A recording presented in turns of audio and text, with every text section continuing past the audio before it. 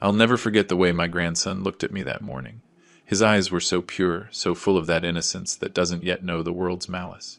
And yet, his question was a stab that pierced through all the years I thought were solid. "Grandpa," he said, playing with his toast, "why do Grandma and her friend moan when you're not home?" He asked it with the naturalness of someone saying anything at all, with that lightness only children have when they repeat what they hear without understanding it. I froze, the fork fell from my hand onto the plate, and the metallic clatter was the only thing that broke the silence. Linda, my wife, had her back to me, pouring coffee. Her hand trembled for a moment, barely perceptible, but it was enough for my heart to start pounding like it wanted to escape my chest. She said nothing, didn't even turn around. I, on the other hand, had to force a smile, one of those smiles that hurt at the corners, held up only by pride. "And what's this friend like, son?" I asked in a calm voice. He shrugged. "I don't know, Grandpa. I just hear him talking from the room when you're not here. Sometimes he says your name." My soul stopped. The air, the smell of coffee, the birds singing outside, everything disappeared. Only that sentence existed, floating between us like a suspended knife. I swallowed hard, trying to stay on my feet. "You must be mistaken, champ. Sometimes the TV is on loud and it sounds like someone's talking, huh?" I said, trying to sound light. He nodded, suspecting nothing. But I knew, deep down, I knew. As Linda served breakfast at the table, I avoided looking at her. I could feel her shaky breath behind me. The sound of the spoon against the cup seemed like a clock, counting down the seconds to a collapse. We ate in silence. Every chew tasted like a lie. Every averted glance was a confirmation. And then, between the distant sound of the radio and the crunch of the toast, I realized that when love dies, it makes no sound. It just dissolves, like sugar in coffee. But before I continue, I'd like to know if you subscribe to the channel and if you're enjoying this story. This helps me see that you're with me and enjoying what I write from the heart. Now, let's continue. When my grandson finished his breakfast, he ran to the garden to play with his ball. Linda stood by the table, pretending to look for something among the cups. I watched her in silence. Her face was pale, her eyes evasive, her lips pressed tight. For the first time in 40 years, I saw fear on her face. "What was that, Linda?" I asked calmly. "What thing?" she replied, not daring to look at me. "What the boy said. You know how kids are, Robert. They make things up. No, he didn't make that up. He heard it. And you know it." Her hands tensed on the table. She finally looked at me. Her voice trembled slightly. "Are you tired, Robert? You always misinterpret everything." That sentence was the confirmation. When someone denies so quickly, it's because they can no longer hold the truth. I stood up slowly. "Don't worry, Linda. I'm not going to argue." She watched me, confused, as if expecting shouts or insults. But no, silence is crueler when you know what it's hiding. I went to my workshop, the small room in the back where I fixed clocks as a hobby. I turned on the lamp and just stared at the hands spinning. Clocks don't lie, they just move forward. And at that moment, I decided that I would let mine move forward too. I remembered our life together, the years of sacrifice, the trips, the cold nights when all we had was one blanket, and the promise that everything would get better.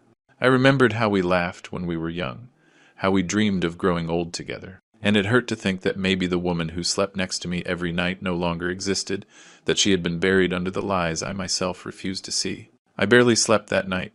My grandson's question repeated in my head over and over, like an echo that wouldn't fade. "Why do Grandma and her friend moan when you're not home?" The innocent words of a child had ripped me from the comfort of my blindness. And the worst part was that the pain didn't come from the deceit, but from the deceit of so many years believing we were still the same. I got up before dawn. While the rest of the house slept, I walked through it with a disturbing calm. I looked at the portraits hanging on the wall. Weddings, birthdays, Christmases, frozen smiles, dead promises. Everything seemed so fake now. In the reflection of one of those photos, I saw myself, an old man, with a tired face, empty eyes, his dignity hanging by a thread. And I made a promise to myself. I wasn't going to make a scene. I wasn't going to beg. I was just going to discover the truth with my own eyes. That promise was my fuel. During the day, I pretended everything was normal. I smiled, I worked, I talked with Linda about trivial things. But inside me, every word she spoke was a thread breaking. That night, when she went to bed, I watched her in silence. She turned her back to me, as she always did lately, And I understood that when love grows cold, it leaves a gap between two bodies that not even the sheets can fill. I closed my eyes, not to sleep, but to plan, because I knew that the next day I would do something that would change everything. I would lie. I would tell her I had to work late, and when the sun went down, I would come back without making a sound. I don't remember having a longer day in my entire life. The hours passed slowly, heavily, as if time itself was mocking me, knowing that all I wanted was to escape my thoughts. I tried to focus on work, on reviewing some documents, on fixing an old clock I had on my desk. But every tick-tock was a question drilling into my soul. Since when? Who was this friend? And how much of our life had been a sham? Doubt doesn't arrive all at once. It seeps in slowly, like a leak that ends up flooding everything. And that day, I felt it filling me up inside until I was drowning. It was raining outside. The sound of the water against the roof reminded me of the nights when Linda and I slept in each other's arms, when we still believed that love was enough to protect us from the world.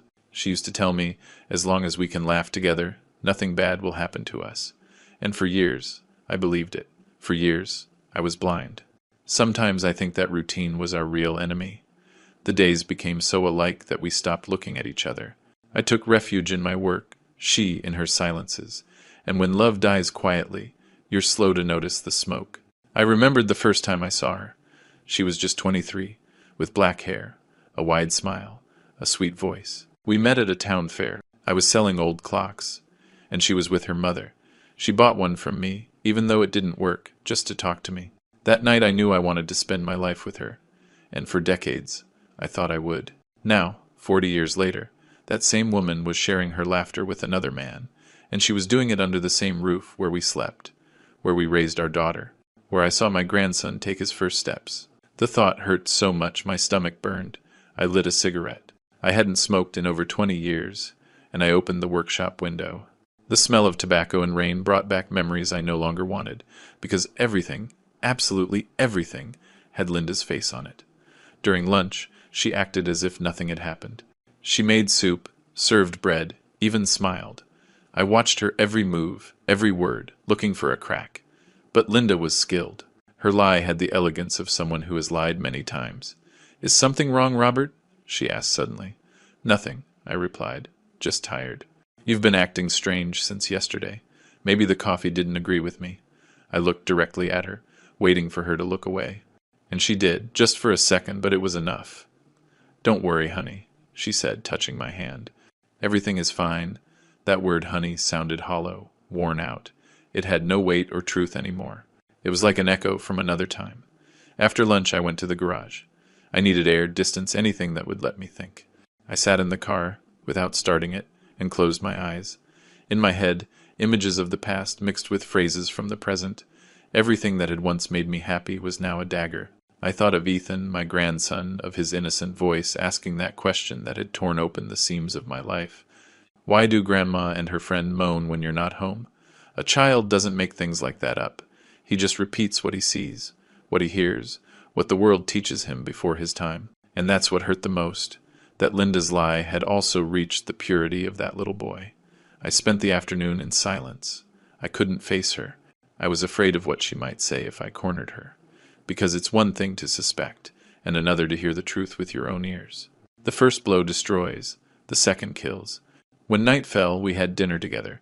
She talked about trivial things, the garden, our grandson, a neighbor who had gotten sick. I nodded but didn't listen. I just analyzed her, every gesture, every pause. I studied her as if she were a stranger, and in that cold observation, I realized something that shook me. I didn't know who the woman in front of me was. At what point did she stop being the girl who waited for me at the workshop door? When did her gaze change? Her voice, the way she said my name? The answer was simple and cruel. A long time ago. I just hadn't wanted to see it. That night, while she slept, I got up in silence. I watched her in the dim light filtering through the window. Her face was still beautiful, but there was something in it that was no longer mine. It was like looking at an old painting. You recognize the shapes, but you no longer feel the same. I walked to the kitchen, opened a bottle of wine, and poured a glass. The clock read 2 in the morning. The tick-tock kept me company. Constant, cruel. I thought of all the times I waited up for her, worried when she came home late and said she had been visiting a friend. I thought of the laughter on the phone, the messages she quickly deleted, the nights she went to bed without even saying good night. It was all there, it had always been there. And I, blind, had preferred to believe that love was still enough. The doubt was no longer a doubt. It was a certainty, and the certainty was worse than any suspicion. I put out the cigarette, drank the last sip of wine, and stared out the window. The rain had stopped, the sky was clear, and in that silence an idea slowly formed in my head. I needed to see what was happening with my own eyes. It wasn't enough to imagine it. I had to face it. I went up the stairs, opened the bedroom door, and lay down beside her. Linda slept soundly, oblivious to the hurricane she had already unleashed inside me. I turned to the wall and closed my eyes, making a silent vow. Tomorrow, when the sun sets, everything will change. They say that when trust dies, there's no burial possible. And it's true because you keep walking, breathing, even smiling, but inside something is already dead. That's how I felt. The following days were a routine disguised as normalcy. Linda would wake up early, make breakfast, hum songs while she cooked. But her voice didn't sound the same anymore. It was an empty voice, soulless, as if she were singing just to keep from thinking. I watched her in silence, studying her every move. Every time the phone rang, she answered it with a speed she didn't have before. She would walk a few steps away, speak quietly, and when she came back, she would smile at me as if nothing happened. That smile was her mask, and for the first time, I could see it. One Tuesday, while sweeping the workshop, I found a scarf on the car seat. It wasn't mine, nor was it hers. It had a strong, expensive, masculine cologne on it. I picked it up carefully, as if it were evidence. For several minutes, I stared at it, breathing in that scent that didn't belong in my house. That was the first blow of reality. That night, Linda came home late. She said she had gone to visit her friend Betty, the same old excuse. I nodded without questioning, but when she walked past me, the smell of the cologne from the scarf was on her neck. I didn't need to ask any more. The truth was right there, floating between us, unbearable. I locked myself in the bathroom. I turned on the faucet so she wouldn't hear my ragged breathing. I looked at myself in the mirror. I saw an old man, with tired eyes, with his jaw clenched from the effort not to scream. And I thought, how do you get to this point? How do you go from sharing a life with someone to not recognizing them? How can you love a person so much that they end up breaking your soul? That night, while she slept, I checked her phone. I'm not proud of it. I had never done it before. But fear and doubt make you cross lines you never imagined. I found no messages. Everything was clean, too perfect. And that hurt more than any proof. Silence can also be a sign of guilt. The next day, Ethan, my grandson, came to spend the afternoon with me. We played in the garden. We talked about simple things. For a little while, for the first time in days, I felt like life still made sense. Until, without realizing it, he wounded me again with his innocence. "Grandpa, why doesn't Uncle Richard come over when you're here?" he asked while arranging his toys. I froze. "What Uncle Richard?" I asked in a low voice. "Grandma's friend. He says he's going to teach me how to fish." I swallowed hard. The air left my lungs for a moment. I sat down on the garden bench, trying to remain calm. "And what's he like, son?" I asked, my heart racing. "He's young. He has gray hair. He always smells really nice. He brings Grandma flowers." I closed my eyes. Every word was another stab. A child can't lie with that much detail. He just repeats what he sees. And Ethan had seen it all. I couldn't eat dinner that night. Linda spoke to me, but her voice sounded distant, as if it were coming from another world. I lied, saying I was tired, and locked myself in the workshop. I turned on the lamp and stayed there, looking at the clocks I repaired out of habit. The hands turned, tirelessly, reminding me that time doesn't stop, not even when your heart breaks. I started to remember the time she said she needed space, the nights she got out of bed and said she was getting water but took 20 minutes to come back, the messages that appeared on her phone that she deleted in a hurry, the stifled laughter when I came home without warning. It was all there. I just hadn't wanted to see it. Sometimes love becomes a blindfold, and when it falls off, what you see can never be forgotten. I went out to the patio and looked at the sky. The moon was full, beautiful, but it meant nothing to me. I only saw darkness. I thought about Ethan, about what he had heard, about how that dirty truth was contaminating even his childhood, and I felt rage, not for the infidelity, but for the disloyalty to everything we had built. Linda came home late again. I waited up for her, sitting in the armchair, with the scarf folded on my lap. When she walked in, She saw it immediately. She stood motionless, as if she had seen a ghost.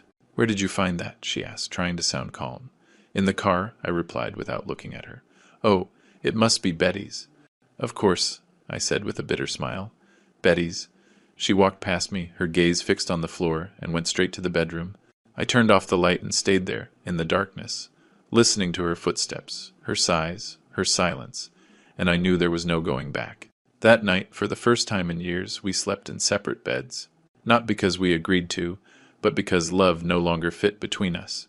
Before closing my eyes, I made a promise. Tomorrow I will know the truth. With my own eyes. Suspecting won't be enough. I will see it, I will look it in the face, and on that day, Linda will know who I am. The clock struck 2 in the morning. The wind hit the windows, and in that dark silence, doubt stopped being a burden. Now, it was a decision. I woke up with a single idea in my head. That day, I would know everything. I no longer wanted assumptions, or doubts, or excuses. I wanted to look the truth in the face, no matter how cruel. I had spent entire nights imagining the sound of those laughs, those voices, those moans my grandson had heard. But imagining wasn't enough. I needed to see it. I needed to put a face to the enemy, and to the lie. That morning Linda acted as usual. She made breakfast, put flowers on the table, and gave me a kiss on the cheek. Soft, distant, almost out of habit. I responded with a calm smile, the kind that can fool the devil himself. The real theater begins with the simplest gestures. "I'll have to stay late at the workshop today," I told her as I grabbed my coat. She looked up, feigning surprise. "Late? Yes. A client wants to pick up a clock before the weekend. I don't want to let him down." "Oh, of course," she replied, almost with relief, and that relief was my confirmation. During lunch, we talked about unimportant things. I watched her in silence. Every word she said, every light laugh, sounded to me like the echo of a farce that had been on stage for too long. The sun came through the window and lit up her face, the same face I had loved my whole life, and for the first time, it seemed unfamiliar. That afternoon, I locked myself in the workshop, but not to work. I polished the old pocket watch that had belonged to my father. I opened it and looked at the inscription he had engraved inside. "Time reveals what silence hides," and I understood that my moment had come. I put the watch in my pocket and began to prepare my lie. I left the car keys on the table, as I always did, and walked out. I went around the corner, waited a few minutes, and came back through the backyard. I knew every corner of that house better than the back of my hand. I had built that home with my own hands, brick by brick, with love, and now that same place would help me discover the truth. It was 6 in the evening when I heard the sound of a car. Linda came out of the house with her phone in her hand, looking from side to side, nervous. I hid behind the lemon tree in the garden. I watched as she got into a gray vehicle that parked in front of the house. Inside, a man with graying hair, in a suit, in his late 50s. She got in without hesitation, smiling. The car started and disappeared down the street. My heart was pounding in my chest. It was him, the famous friend who moans in my bed, and although rage filled me, I did nothing, because the pain of betrayed love isn't shouted.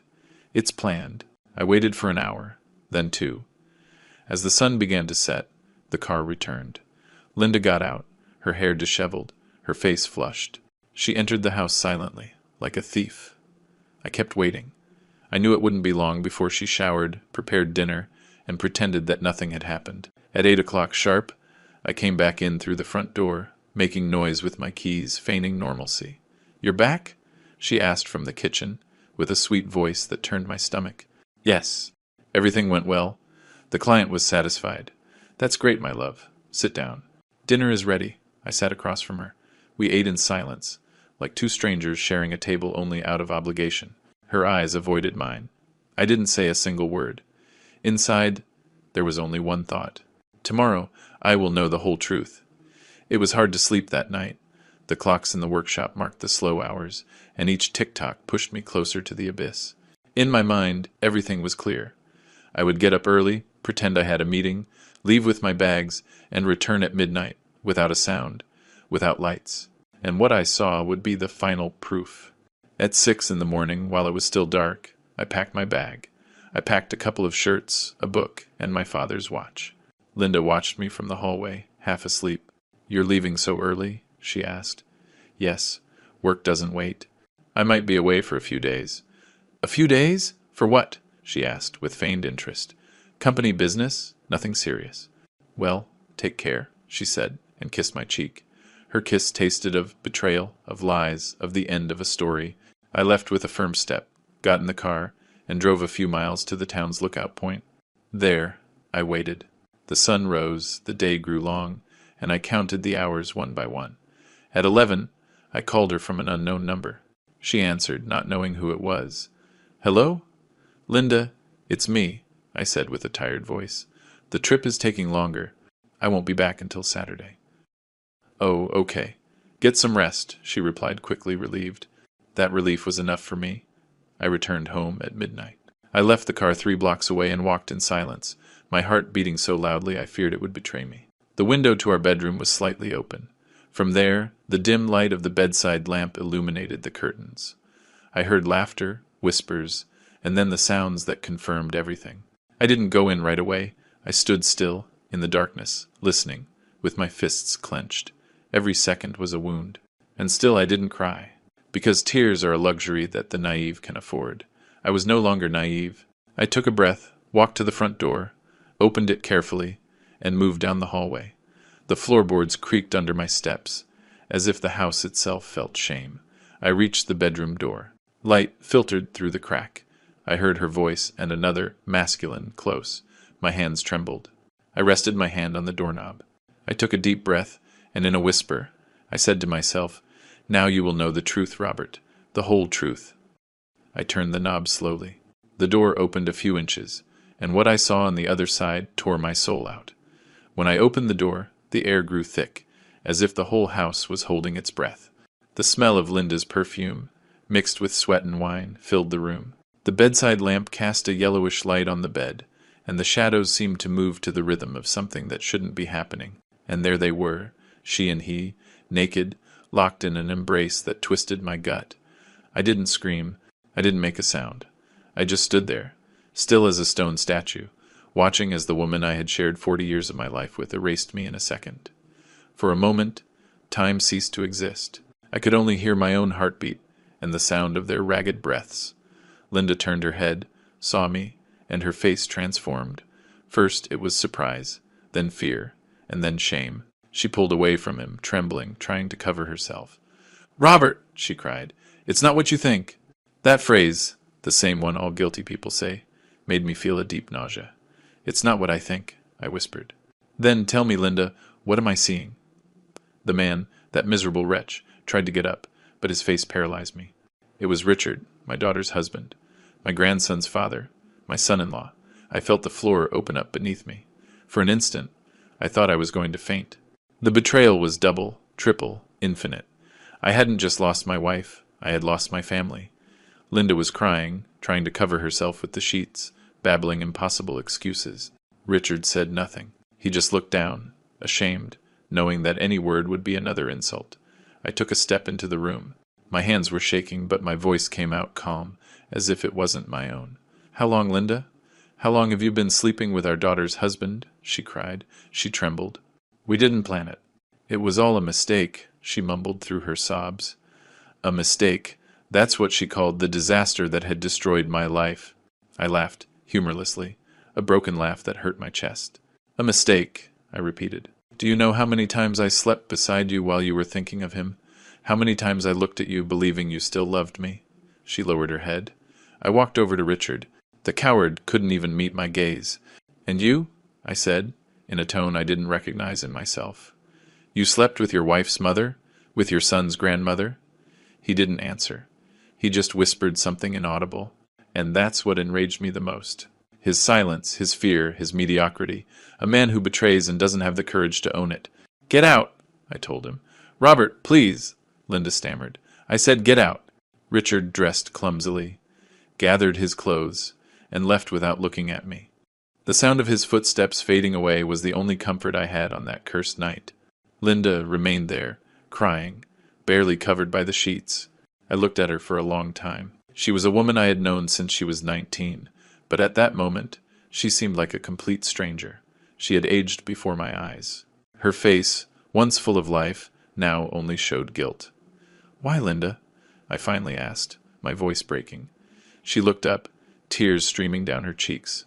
"I don't know," she said. "I don't know when it happened, Robert. I felt lonely, empty. You weren't the same anymore." "And that justifies what you did?" "No," she whispered, "but it's what happened." I fell silent. There were so many things I wanted to say, but none of them made sense. Rage and love were mixed inside me, creating a storm that made it hard to breathe. In the end, I just managed to pick up my coat from the armchair. "Don't worry," I said, walking toward the door. "I won't make a scene. I won't scream. I won't say anything. But tonight, Linda, you have killed everything I ever was," she sobbed, covering her face with her hands. I walked to the door, and before leaving, I turned around one last time. "And if you ever wonder what you lost, just remember this. You didn't lose a man. You lost someone who loved you more than his own life." I closed the door behind me. The cold of the early morning hit my face. I walked down the street aimlessly, with my suitcase in one hand and my soul in pieces. The silence was absolute. Not even the dogs were barking. It was as if the entire world had stopped to watch my life fall apart. I didn't go home that night. I couldn't. I slept in my car, in front of the workshop, and as the dawn painted the sky, I understood that something inside me had changed forever. I was no longer the same man who had left that house. I had crossed an invisible line, and on the other side there was only emptiness. But in that emptiness there was also a promise of justice, not with violence, but with something much more powerful, the truth, and one day that truth would destroy them. I didn't sleep that night. The dawn found me sitting in my car, with a lost gaze, and a heart so tired it no longer hurt. The body gets used to pain, but the soul doesn't. The soul, when it breaks, makes a sound no one else can hear. Through the windshield, I watched the city wake up. People walking, kids heading to school, cars honking.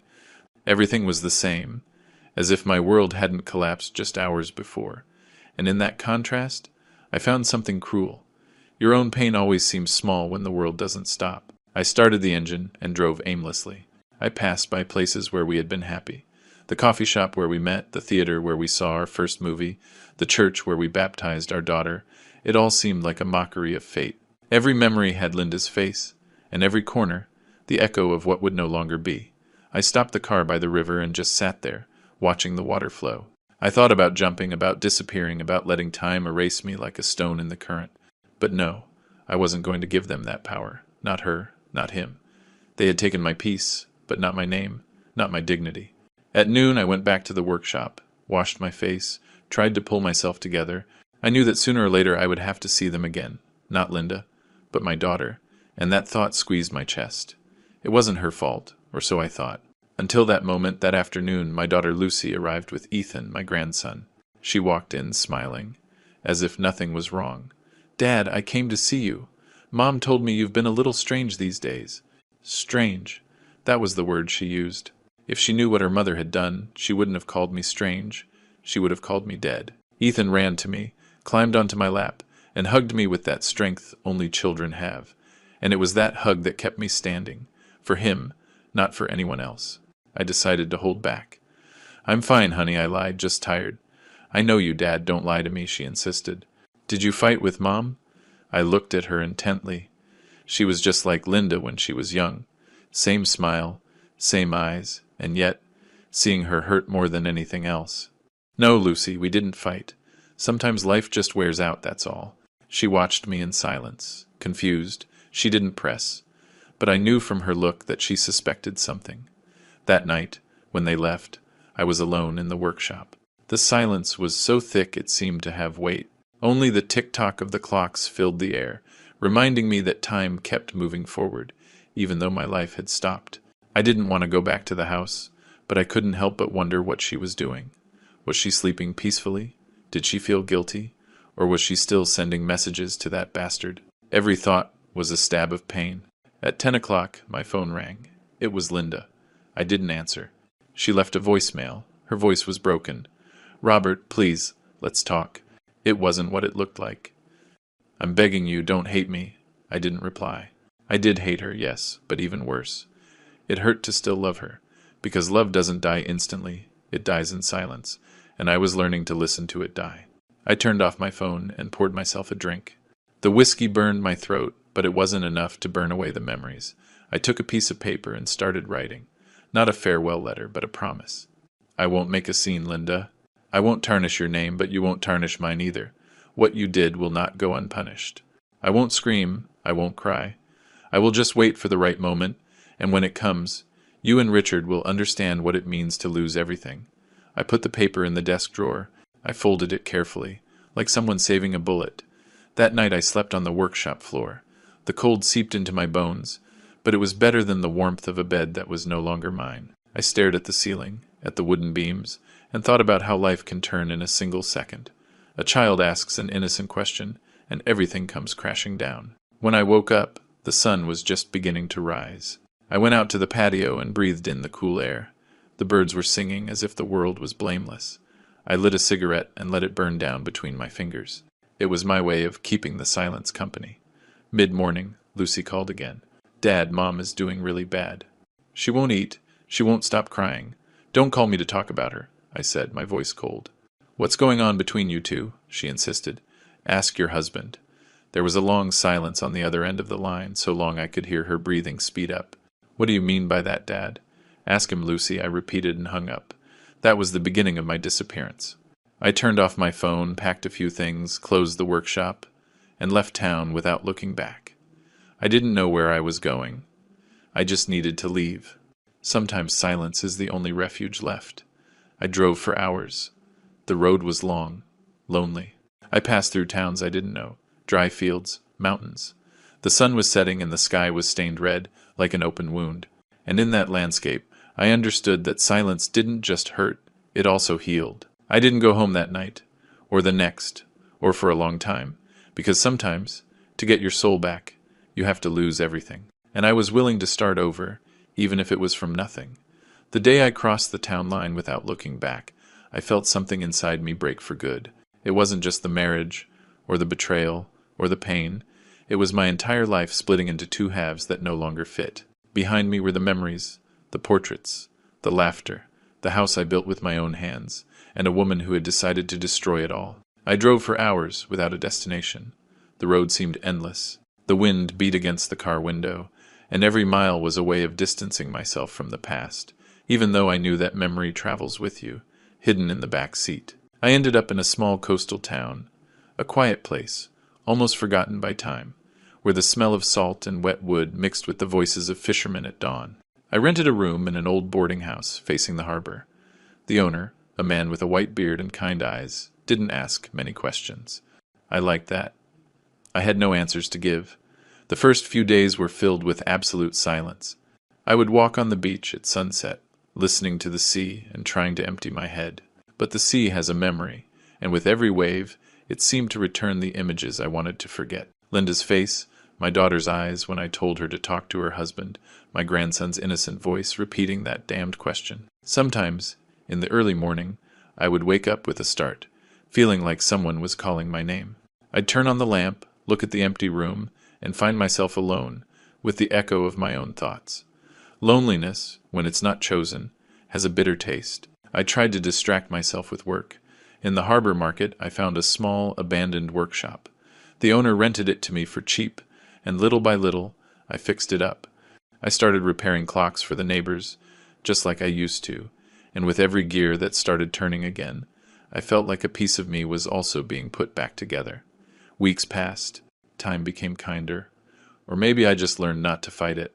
I heard nothing from Linda, until one day, while cleaning the workshop counter, a woman came in with an envelope in her hand. "Are you Robert?" she asked. I nodded. "I was asked to give this to you." It was a letter. I recognized my daughter's handwriting, Lucy's. For several minutes I couldn't bring myself to open it. My hands were shaking. When I finally did, the words seemed to scream at me from the paper. "Dad, Mom is very sick. She isn't eating, she isn't sleeping. She says she wants to see you. I don't know what happened between you, but please, come back. Richard left too. Ethan asks about you every night. He says he dreamed you were fixing clocks and that you were calling his name. Please, Dad, come home." I read the letter over and over until the letters blurred with my tears. But I wasn't crying for her. I was crying for what we were, for the family that no longer existed, for the boy who didn't understand why his grandfather had disappeared. I put the letter in my pocket and went for a walk on the beach. The sea was calm, as if it were listening to me. I thought about going back, about looking Linda in the eyes, about closing that circle of pain, but I still couldn't. The wound was still open, and forgiveness can't be rushed. The days went on. The letter became a constant weight in my pocket, a reminder that the past was still alive, even though I tried to bury it. Every time I touched it, I wondered if Lucy knew the truth, if Linda had found the courage to confess everything, and if she had, what was left of her after that? One afternoon, while I was working, a boy came into the workshop. He was about 8 years old, with dark hair and big eyes. For a moment I thought it was Ethan, but it wasn't. It was the fisherman's son from the corner. He came to see how the clocks worked. He sat next to me and watched with a clean, pure curiosity, and in his voice I heard an echo of the grandson I couldn't see. "Why do you fix clocks, mister?" "Because time breaks," I replied, "and when that happens, someone has to fix it." The boy smiled, and that smile gave me a little peace. That night, while the town slept, I wrote my reply to the letter. "Dear Lucy, don't worry about me. I'm okay. Don't be angry with your mother. Sometimes people get lost and don't know how to come back. I need time. Tell Ethan that his grandpa loves him more than he can explain, and tell your mother that I still remember her, even if I don't look for her anymore." I folded the letter and put it away. I never sent it, because I understood that some things should be written but not said. Silence sometimes is more eloquent than any word. Months passed. The workshop began to thrive. The neighbors greeted me, and slowly the weight of the past began to fade, until one winter afternoon I heard a voice behind me that stopped time. "Robert," she whispered. It was Linda, thinner, older, with sunken eyes and a tremor in her hands. She had traveled to this town, and behind her voice I knew she brought something more than regret. "I need to talk to you," she said, with tears in her eyes. And then, without answering her, I understood that the silence was over. When I heard her voice behind me, I felt my heart stop for a second. That voice I had known for over 40 years, which had so often soothed and also wounded me, sounded different. It wasn't the voice of the woman who betrayed me. It was the voice of someone defeated, slow, fragile, almost pleading. I turned around slowly. Linda stood before me, in an old coat, her face pale, her eyes sunken with exhaustion. She looked like she had aged 10 years in the few months I hadn't seen her. The harbor wind blew her hair, and I knew, just by looking at her, that something inside her had broken too. "I didn't think we'd see each other again," I said, my voice dry. She looked down. "Me neither, but I had to come. I couldn't go on living without asking for your forgiveness, Robert." That word, forgiveness, hurt more than the betrayal because coming from her, it sounded hollow, late, like a candle lit on a grave. "There's nothing you can say that will change what you did," I replied. "I know, but I need you to listen to me." I didn't answer. I just pointed to the chair in front of me. She sat down slowly, her hands trembling in her lap. For a moment, the silence was so thick that you could only hear the sound of the waves crashing against the pier. "After you left," she began, "the house became a hell. Lucy hated me. Richard disappeared. And Ethan asked me about you every night. 'When is Grandpa coming back?' he would say." I didn't know what to tell him. Her voice broke. Tears began to roll down her cheeks. I felt no pity. I felt emptiness, because I could no longer hate her, but I couldn't love her either. I was trapped in that space where emotions die, and only memory remains. "Don't look for my sympathy, Linda," I finally said. "I'm not looking for it, I'm looking for peace. Peace comes when you pay what you owe. And believe me, I'm paying for it, Robert. Every day, every morning I wake up and see your empty side of the bed. Every time Ethan asks about you and I have to lie to him, that sentence hit me hard. The thought of my grandson, of his confusion, of the collateral damage of our tragedy, made me clench my fists. He had been an innocent witness to it all, the unwilling bearer of the truth. "Do you know what the worst part is, Linda?" I asked. She looked at me with wet eyes. "The worst part wasn't the betrayal. It was the contempt. It was looking at you and feeling that you didn't even have the courage to look me in the eye. That after so many years, the only thing you gave me was silence." Linda nodded, trembling. "I didn't know how to stop what I did. It was a mistake that became a habit, a weakness that dragged me down. I felt old, invisible, and Richard made me feel alive. I laughed without humor. 'Alive,' you say. And now? 'Dead,' she whispered, and that word hung between us like a confession made too late. I stood up, unable to listen to her any more.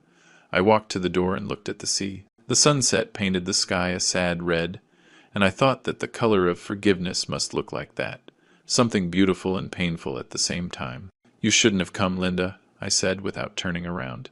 "I had to. Out of guilt, out of love." That answer made me turn around. I looked at her for a long time, searching her face for any trace of the woman I once loved unconditionally. But I couldn't find her. Only her shadow remained. "And what do you expect from me?" I asked. "For me to forgive you?" "No," she replied in a low voice.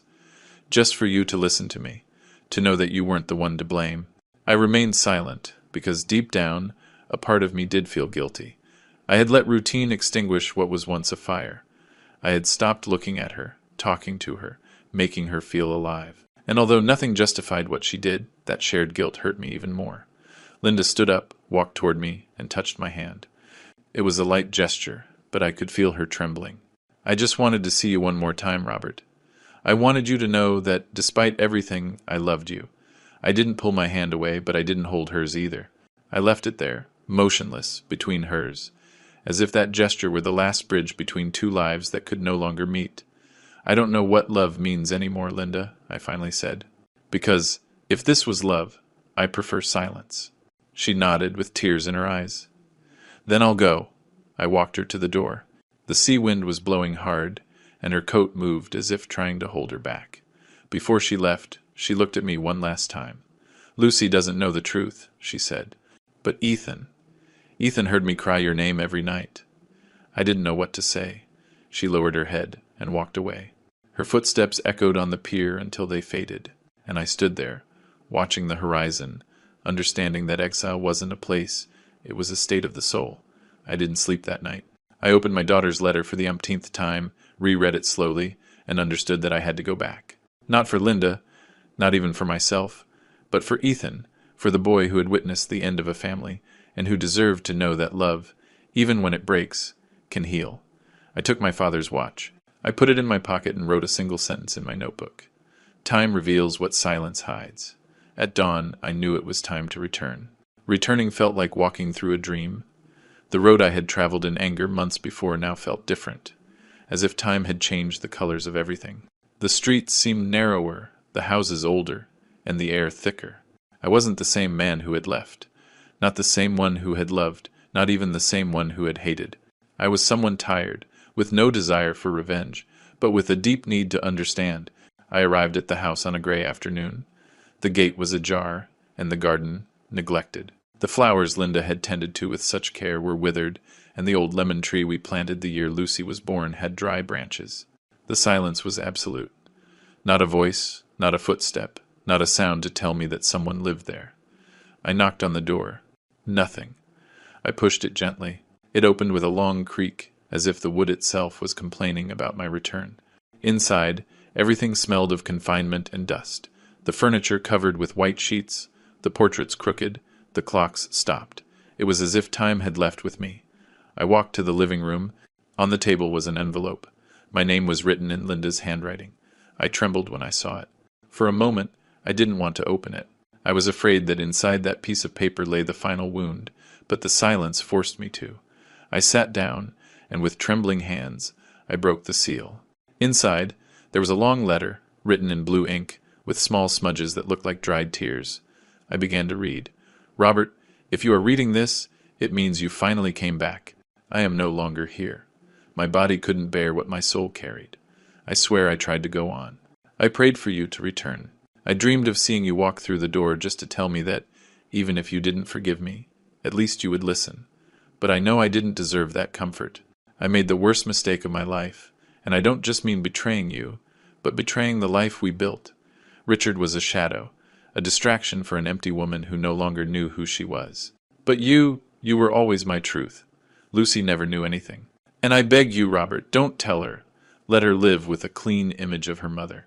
Let her remember me as someone who loved her, even if I failed as a wife. Ethan asks about you every night.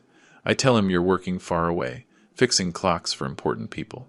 And he smiles. He says that when he grows up, he wants to fix time too, like his grandpa. That gives me a little peace. I'm leaving you this house. It's yours, as it always was. And in the drawer of the end table, next to the armchair where you like to read, there's a gift.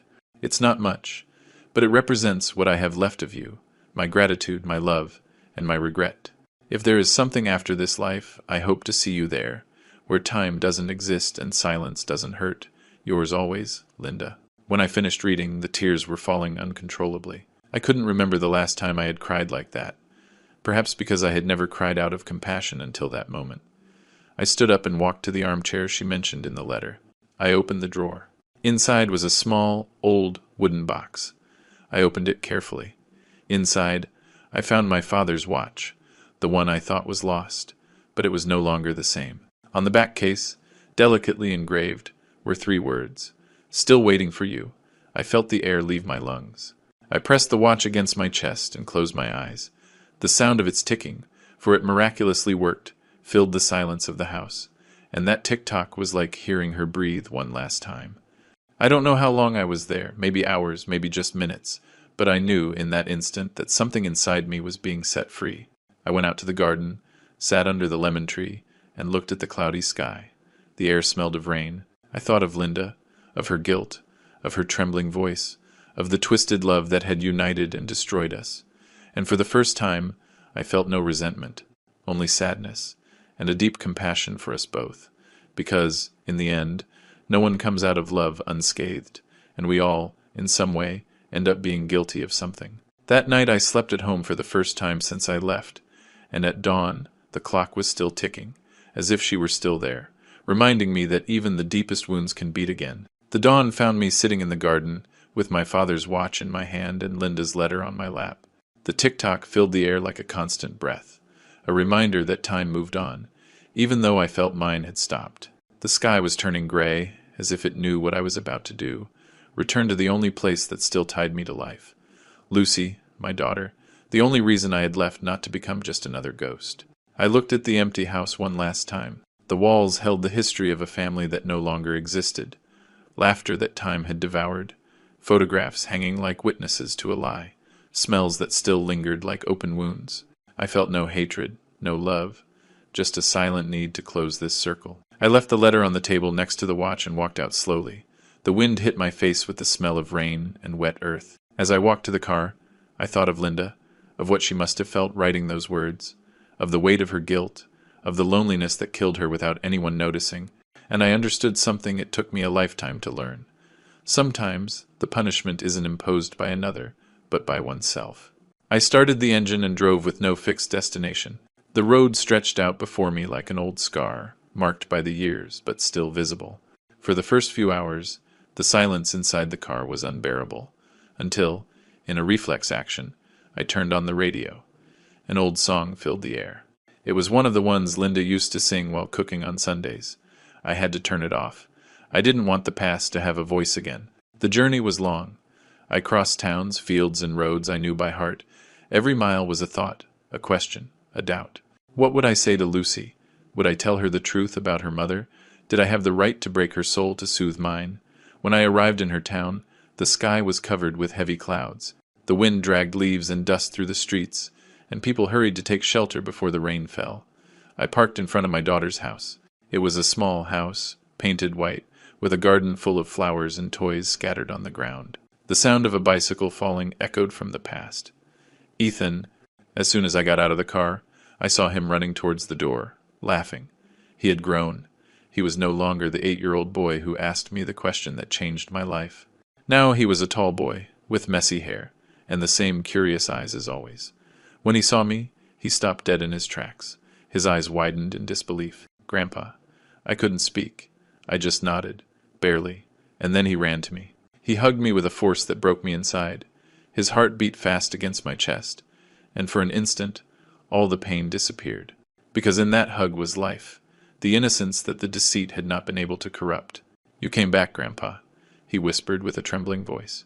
"Mom said you would never come back." "I'm here, son," I said, stroking his hair. "And I'm not leaving again." The door opened. Lucy was there, motionless, her face a mix of relief and bewilderment. She had aged. She had dark circles under her eyes, her hair pulled back, the tired expression of someone who has spent more time crying than living. "Dad," she said faintly, with a thread of a voice. I didn't answer. I couldn't. For a moment we looked at each other in silence, and in her eyes I saw a mix of pain, anger, and love that needed no words. "Come in, please," she finally said, stepping aside. I entered.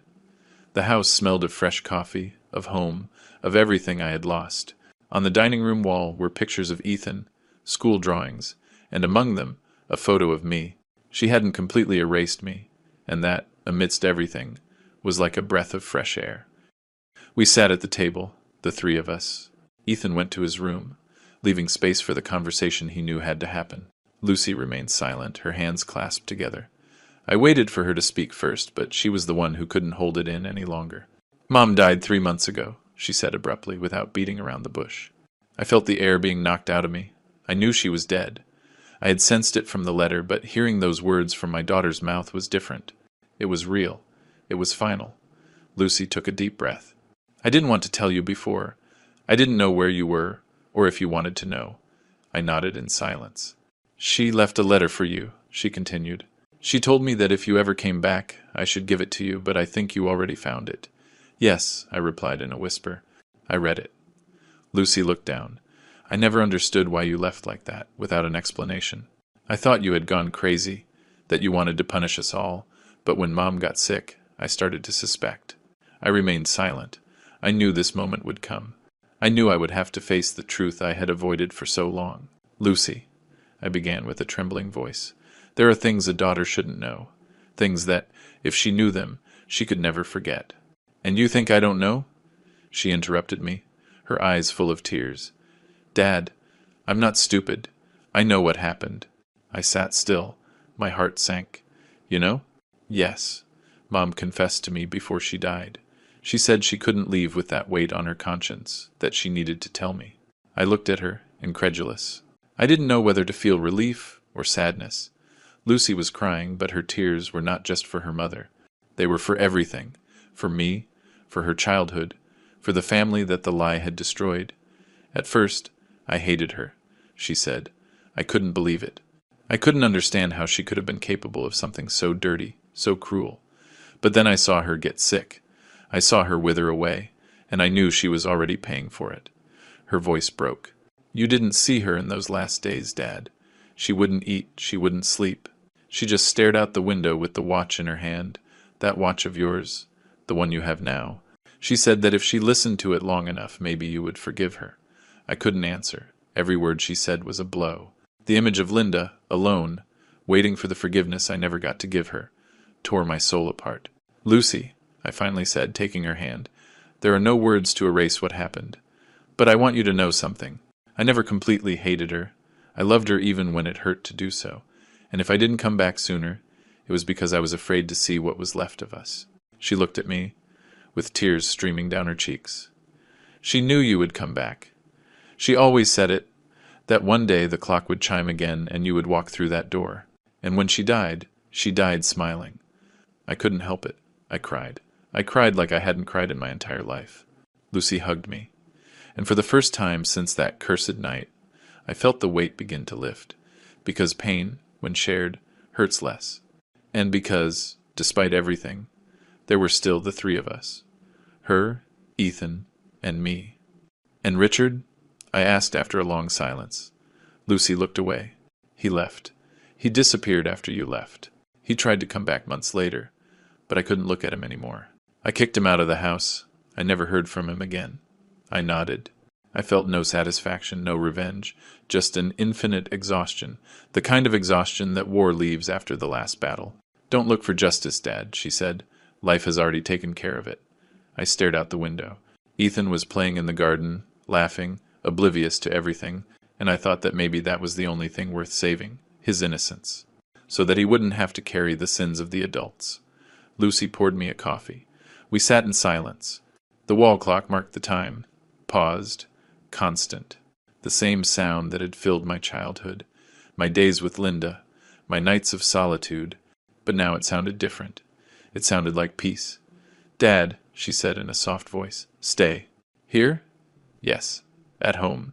Ethan needs you." "And so do I." I looked at her with tenderness. There was so much pain in her words, but also hope, the hope of rebuilding something, even if it was on the ruins. I nodded. "All right.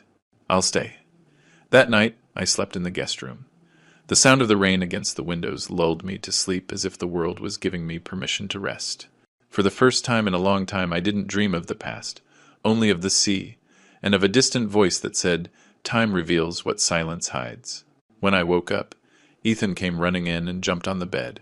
"Grandpa, today I want you to teach me how to fix clocks," he said, laughing, and his laughter was the most beautiful sound I had heard in years. I hugged him, and as I did, I knew the cycle was closed. Even if life takes away what we love most, it always leaves something behind. A second chance to love differently, wiser, more human. I looked out the window. The sun was filtering through the clouds, and the clock on the table read 7:10, the same time that, years ago, Linda and I had said "I do" at the altar. I smiled, because even though she was no longer here, her time was still beating in mine. And in that gentle tick-tock, I finally found what I had been searching for: peace. Weeks have passed since I returned. The house no longer feels strange. Every corner holds something of the past and something of the future. Lucy smiles a little more. Ethan runs in the garden. And sometimes, when the afternoon silence envelops everything, I could swear I hear the echo of a female voice humming an old song. Maybe it's the wind, or maybe it's Linda, still lingering among the memories that refuse to die. The clock is still on the dining room table. I clean it every morning, and every time I do, I find peace in the sound of its tick-tock.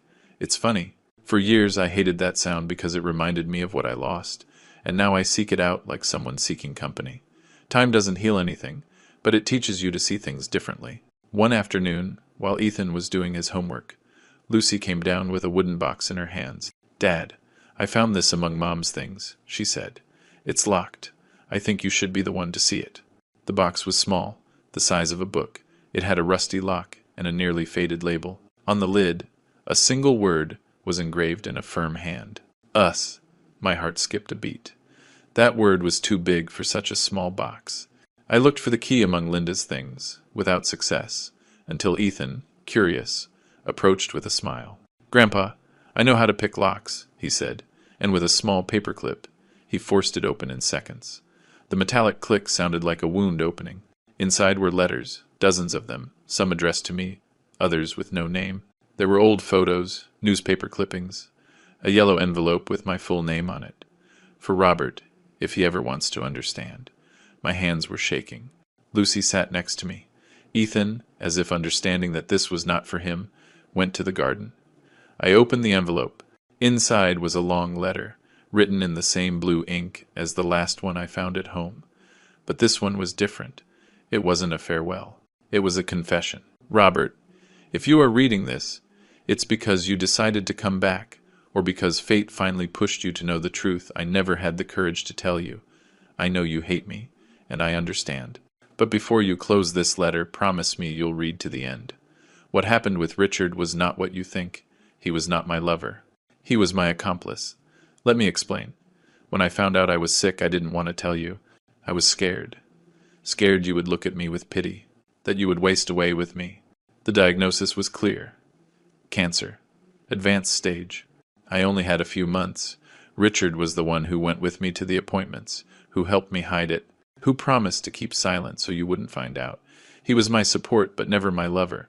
The night Ethan told you about my friend was because he was sleeping at the house to take care of me. I could no longer be alone. My pain was unbearable, and he, out of compassion, stayed. But when I saw you leave without a word, I knew that silence had killed what the disease had not yet been able to. I didn't stop you, because I didn't want you to watch me die. I preferred you to hate me alive than to mourn me dead. If you ever feel guilty, remember this. I didn't lie to you out of betrayal. I lied to you out of love. I loved you until the end, Robert. And if I could go back, I would tell you everything. But it's too late. I only ask that you don't carry the guilt that was mine. Yours always, Linda. I didn't feel the tears coming. They were just there, silent, falling on the paper. Lucy looked at me confused. "What does it say, Dad?" she asked with a fearful voice. I couldn't answer right away. I took a deep breath, trying to get the words out without breaking. "It says I was wrong." I handed her the letter. She read it in silence. And at the end, when she looked up, she was crying too. "My God," she whispered. "All this time." I nodded, feeling weak. The weight of the years, of the resentment, of the sleepless nights imagining lies, fell on me with a devastating clarity.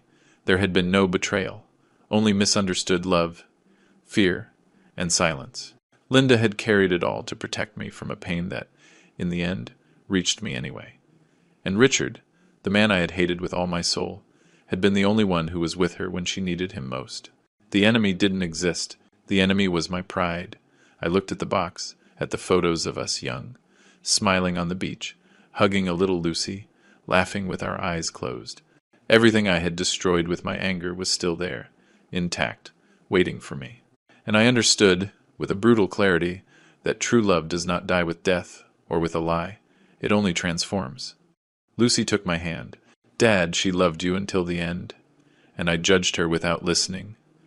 "No," she said softly, "you were only human." Her words broke me, because, in the end, that's what we had all been, human, with mistakes, with silences, with a fear of loss. I didn't sleep that night. I went out to the garden and looked at the starry sky. The air was still, and for the first time in a long time, I felt that Linda was there. Not as a ghost, but as a warm memory that embraced me. I took the watch out of my pocket. The tick-tock sounded louder than ever. I opened it. On the back, under the words "Still waiting for you," I found something I had never noticed, a small, almost invisible engraving. A second message. I had to hold it up to the light to read it. It said, "Love needs no explanation." I smiled, and the air that escaped my lips was like a sigh that had been trapped for years. At dawn, I sat at the table, in front of the clock. Lucy was asleep, Ethan was dreaming in his room, and I felt something I hadn't felt in a long time. Peace. Because the truth, although it hurts, sets you free, and sometimes forgiveness is not for the one who left, but for oneself. I am writing these lines as the sun sets behind the garden trees. Ethan is playing outside, with the same smile as always, not knowing that every laugh of his gives me back years of my life. Lucy is making coffee in the kitchen, and her voice reaches me, broken by the sound of the clock. That clock, the same one that witnessed everything: love, silence, guilt, and forgiveness. And now it marks a different time, a time of peace. I have lived long enough to understand that resentment ages you faster than your own body, that the soul, when it doesn't forgive, rots away, and that sometimes the greatest act of love is not to stay, but to let go without ill will. For years I thought Linda's love had turned into betrayal, but now I know it was fear. Fear of losing me. Fear of watching me die with her. And when I think about that, I wonder how many times I have also hurt someone out of fear of being hurt. Ethan reminds me so much of her. Sometimes when he smiles or frowns, I see in him the reflection of what we once were, and that makes me understand that love, even if it fades in our bodies, leaves its roots in our blood. He is the proof that nothing is ever truly lost. This morning, while I was teaching him how to adjust the gears of the clock, he asked me, "Grandpa, why does time never stop?" I looked at him, not knowing what to answer. Then I told him, because if time stopped, we couldn't learn to forgive. He smiled, not fully understanding, but I knew that one day he would. I am writing this letter for him, for when I am gone, so that he knows who his grandfather was, and also who his grandmother was. Because I want him to understand that no one in this story was just a victim or a villain. We were human, and that's enough to explain almost everything. Dear Ethan, when you read this, you may already be a man. You may have your own silences, your own faults. I just want you to remember one thing. Never run from love, even if it hurts. There is nothing braver than loving knowing that one day you might lose it. Don't repeat my mistakes. Speak, forgive, hug before it's too late. And if you ever have to choose between being right or being at peace, choose peace. Because being right dries you up, but peace allows you to flourish. I folded the letter carefully and put it in the same box where Linda's used to be.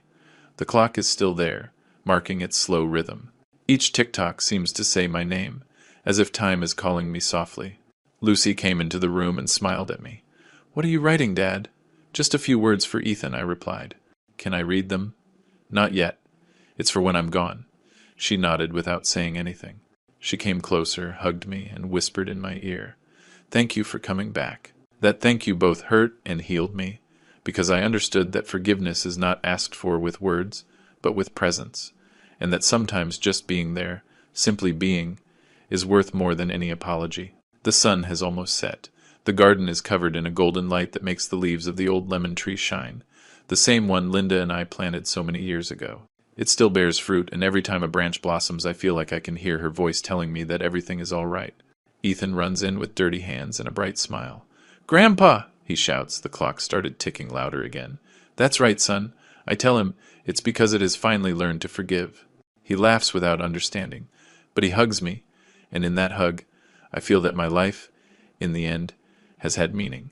Tomorrow will be a new day, and when the clock strikes 7:10 again, like that time at the altar, I know that Linda will be there, between the sound of time and the scent of lemons, waiting for me without blame, because true love doesn't die, it just changes form.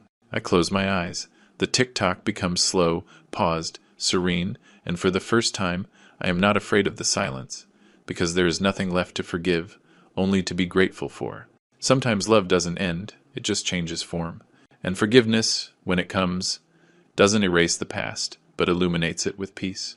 If this story touched your heart, please subscribe to William's Revenge Stories, and tell us in the comments what city you're listening from. There are new stories every day, stories that remind us it's never too late to love again.